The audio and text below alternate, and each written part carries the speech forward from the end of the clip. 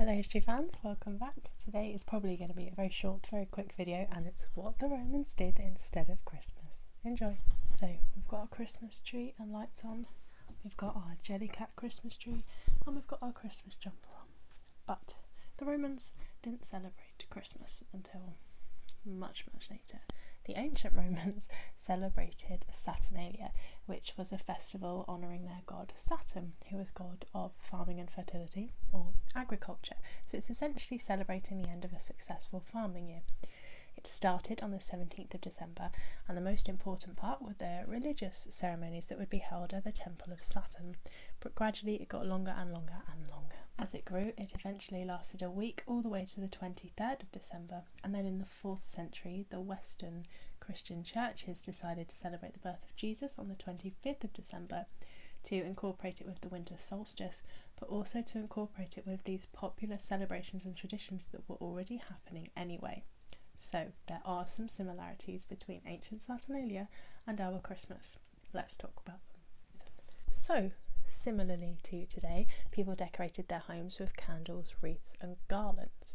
Now, during the festive period, work, schools and even laws of court were closed. Slaves had the days off, and even sometimes their masters would serve them, and there were huge public parties and feasts where everybody could eat and celebrate together. Now, it's because they were looking back on a golden age when Saturn was king of the gods rather than Jupiter. Now, if you're familiar with mythology and Greek mythology, it's similar to Zeus and Kronos.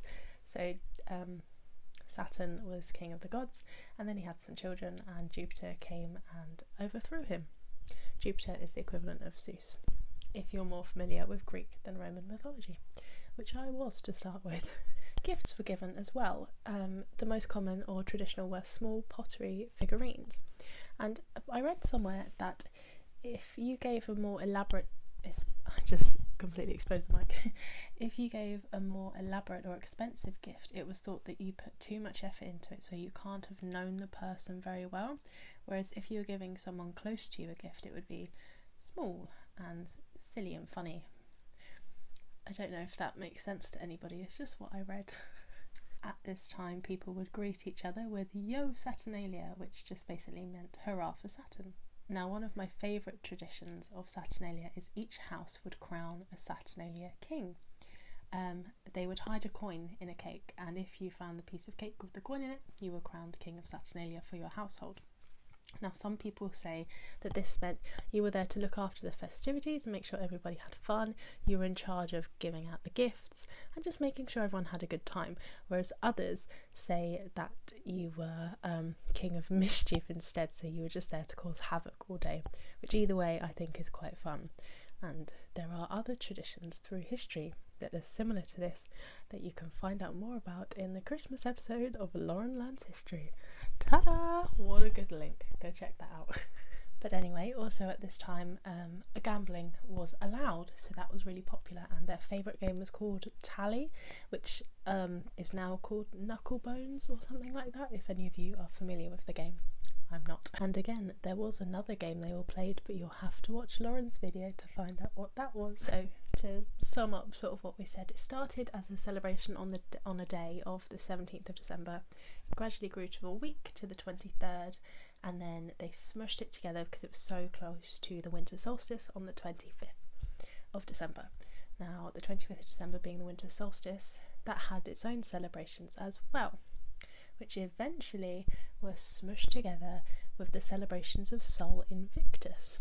So, what's Sol Invictus? Let's find out. So, in the later empire, the 25th of December became Saturnalia, winter solstice, and the celebration of Sol Invictus, a celebration of their sun god. It's said that the winter solstice was actually the birth of the sun god, because that's a completely different thing. But anyway, the winter solstice was the birth of Sol Invictus, and Sol Invictus means unconquerable sun.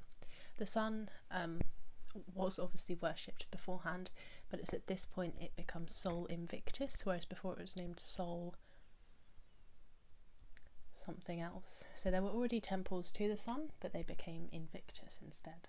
The Romans believed that Sol, the god, rode a chariot drawn by 4 horses across the sky from sunrise to sunset, and his counterpart, the goddess Luna, the goddess of the moon, drove a chariot with 2 horses. 2 different types of chariot. And most Roman circuses had statues honouring these gods because they presided over chariot races, especially Sol. And within the Circus Maximus there was actually a temple to Sol Invictus. The Roman Emperor Aurelian created the cult of Sol Invictus during his reign in 27 AD, or CE. And on his coins, Sol is described as Dominus Imperii Romani, which means the official deity of the Roman Empire. And he was chosen to be their official deity because he symbolises victory, because every day he defeats darkness and he rises. So in celebration of this, on the 25th of December, so many more chariot races were held on the day. There were 36 instead of usually 12. Yeah, they had 12 chariot races a day in ancient Rome. But yes, this day had 36 because obviously Sol's not just the sun god, he is also the god that presides over chariot racing, because he was protector of the quadrigi, which is the chariots with 4 horses, quad. You get it. But just to backtrack a bit, in the Julian calendar, the 25th of December was the winter solstice because that's the shortest day of the year, so that's then the days are going to get longer again, so they're celebrating the sun coming back. So that is your very quick, very basic what the Romans did for Christmas. I hope you enjoyed. Thank you so much for watching, and I'll see you in the new year, I think. Merry Christmas if you celebrate. Bye!